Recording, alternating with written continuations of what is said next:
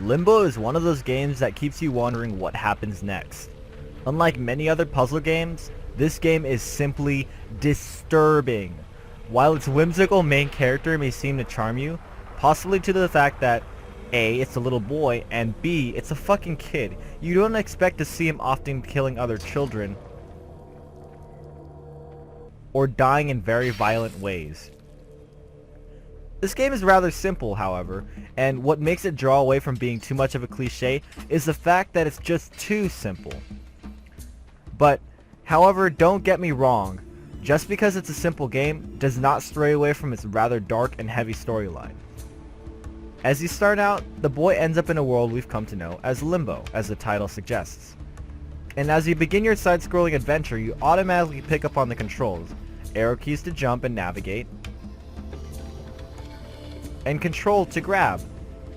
These keys are practically all you need to know, which makes the game a much more addicting game because you don't have to get used to worrying about button combos and confusing controls. Going back to the plot, as you continue on, you begin to pick up on some obstacles, giant monsters, and even some evil children. Yeah, I'm talking about that children of the corn, I'm gonna bite your fucking head off type shit. And while the game seems challenging at times, it does seem to get easy as you get used to bear traps and ledges, but the game still manages to pick up more challenging courses such as water obstacles and even taking advantage of gerbils or whatever you call them. They might be pigs, who knows. The game has a very ambient soundtrack to play with the highly mysterious atmosphere that is Limbo. And essentially, although you know you're playing a side-scrolling puzzle game, you can't help but feel like you're playing Slender or some other horror game like Amnesia: The Dark Descent, in which the game involves lots of sounds, screaming, and just ambient background noises where you just start getting creeped out and feeling lonely. The game doesn't have any pop-ups, but definitely getting chased by a giant spider reminds me of running away from the shadow monsters in Amnesia: The Dark Descent. This game is jam-packed with interesting puzzles, an unraveling storyline,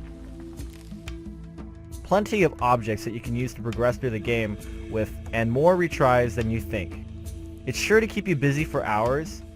A few hours though, because the game practically ends as quickly as you begin. It's actually not that long of a game, but it is just enough for you to be satisfied with the gameplay.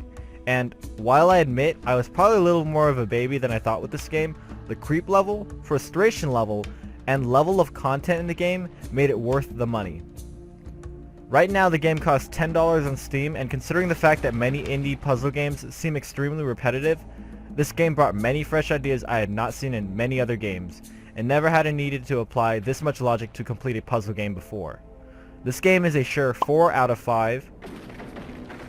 And if you enjoyed our review and would like to see more, please visit our channel and subscribe for more great content.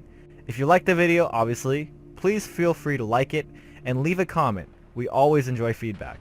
Until next time, this is LiteCast Studios, and thanks for watching. Peace out, guys. Thanks for watching an indie game review.